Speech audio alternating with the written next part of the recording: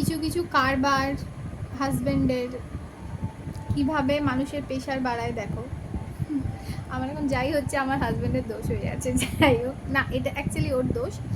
আচ্ছা তার আগে বলে দিই, অ্যাজ এ টিচার আমি আমার প্রত্যেকটা স্টুডেন্টকে, যেহেতু আমি বাচ্চাদের টিচার আর এই সময়টাই ওদের অনেক কিছু শেখানোর বয়স, তাই আমি পড়া সিলেবাসের পাশাপাশি ওদের এমন অনেক কিছুই শেখাই, এমন অনেক মূল্যবোধই ওদের মধ্যে তৈরি করি যেটাতে ওদেরকে আখেরে একজন ভালো মানুষ তৈরি করে। ঠিক আছে, আমি কিন্তু ছোটদের টিচার, সেই বয়সী বাচ্চাদের টিচার যে বয়সী বাচ্চাদের কিছু শিখতে হয়।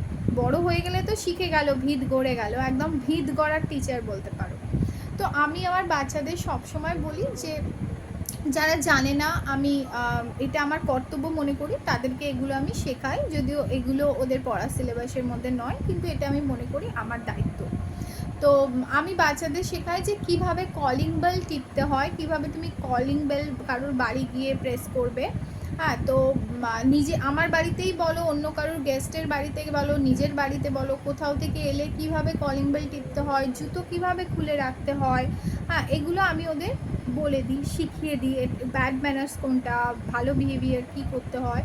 তো আমার প্রত্যেকটা বাচ্চা ভীষণ ভালো বিহেভিয়ার করে, আমার অন্তত আমি তাদেরকে তৈরি করে দিই।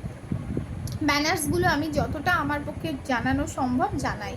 যেমন ধরো কারুর বাড়ি গিয়ে আমরা দুবার কলিং বেল টিপবো, ঠিক আছে, লাইক টিং টং, টিং টং, স্টপ।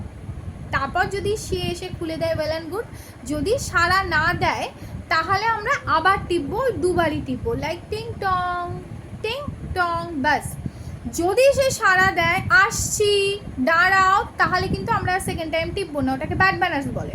ঠিক আছে, সে তো সাড়া দিল, তুমি আর তখন সেকেন্ড টাইম কিন্তু প্রেস করবে না।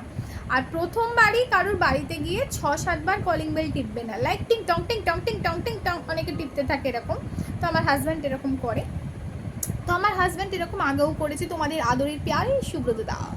তো তোমাদের সুব্রত দা এরকম করে কলিং বেল টেপে, আর আমি হাঁপাতে হাঁপাতে, আমি কোন 3 তলা থেকে নামতে গিয়ে সিঁড়িতে পড়ে মরে যাবো এইরকম যদিও করতে থাকে। তো আমার কি মনে হয় বলো তো, সামথিং রং হয়েছে, কিছু একটা হয়েছে, ও ছুটে বাড়ি এসছে, সামথিং রং হয়েছে, হয়তো ওর জোরে পটি পেয়ে গেছে। আমার মাথাতে এটাই আসে যে ওর ভীষণ জোরে পটি পেয়ে গেছে, ও তাই তাড়াতাড়ি কলিং বেলটা টিপছে যে আমি দরজাটা খুলে দিই ও টয়লেটে, কিন্তু কিছুই না, ও খুলে না, খেলো মানে আমি পুরো হাঁপাতে হাঁপাতে ছুটে গিয়ে খুলি, খেলো করে জিজ্ঞেস করি কী হয়েছে, ঠিকই আছে কিছুই নেই, মানে ও মানে চাবি ঘরে ঢুকে গেলো। তাহলে তুমি এরকমভাবে কলিং বেল টেপো কেন? ওকে অনেকবার বলেছি, অনেকবার বুঝিয়েছি এভাবে কলিং বেল টিপতে নেই, ও তো শোনে না। ভবি বলবার নয়, ওনার নাকি মনে থাকে না, ওনার কিছুই মনে থাকে না অ্যাকচুয়ালি, উনি সব ভুলে যান। তো যাই হোক, আজকে আমি যখন পড়াচ্ছি, একদম শেষের দিকে পড়ানো, 8:45 মতন বাজে, আমার হাজব্যান্ড তখন, তোমাদের পেয়ারের সুব্রত দা, তখন বাড়ি এসছে। উনি বাড়ি এসে কলিং বেল টিপছেন 6 বার, টিং টং টিং টং টিং টং টিং টং টিং টং টিং টং, ওটা খেলাপাতি আর কি, খেলার জিনিস। তো ও যেভাবে কলিং বেলটা যখনই ওইভাবে টিপেছে, 5টা বাচ্চারই মুখ পুরো আমার দিকে, ম্যাম কে এভাবে কলিং বেল টিপছে, ব্যাড ম্যানার্স। যেহেতু ছোট বাচ্চা তারা সব ওই 1 2 3 4 এর মধ্যে, মানে 2 ক্লাস 2 পর্যন্ত ব্যাচ ছিল আজকে। তো সবার মুখ পুরো আমার দিকে যে ম্যাম কে এভাবে কলিং বেল টিপছে, আমি তো জানি কে এরকম করছে।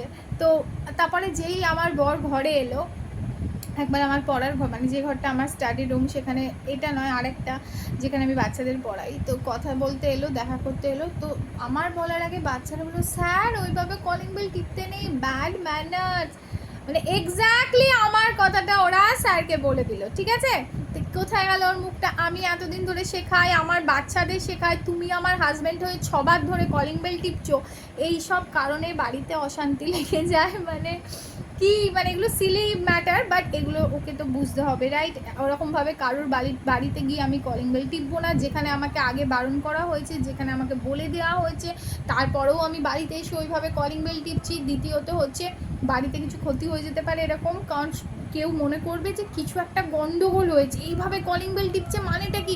তুমি যেখানে যে পরিস্থিতি আছে তুমি ছুটে নামবে সিঁড়ি দিয়ে, রাইট? যে না, আগে দরজা খুলে কী হয়েছে দেখি, তারপরে দেখছি সে চাবি নিয়ে ঘুরছে, কে আছে, ঠিকই আছে, হ্যালো হাই, আরে তাহলে এরকম করে কেন? এরকম আগে ঘটেছে, বাট ও শোধরায়নি। বাট আজকে আমার এতগুলো স্টুডেন্টের সামনে ও ওর কি ও পরিচয় দিল আমি জানি না, আমারই বা কী পরিচয় থাকলো জানি না। আমার স্টুডেন্টগুলো মানে আমার সামনে ওকে লিটারালি বললো যে ম্যাম স্যার এটা তো ব্যাড ম্যানার্স, দুবার টিপতে হবে, মানে এক্স্যাক্টলি যে কথা আমি ওদের শিখিয়েছি সেটাই ওরা উগলে দিল।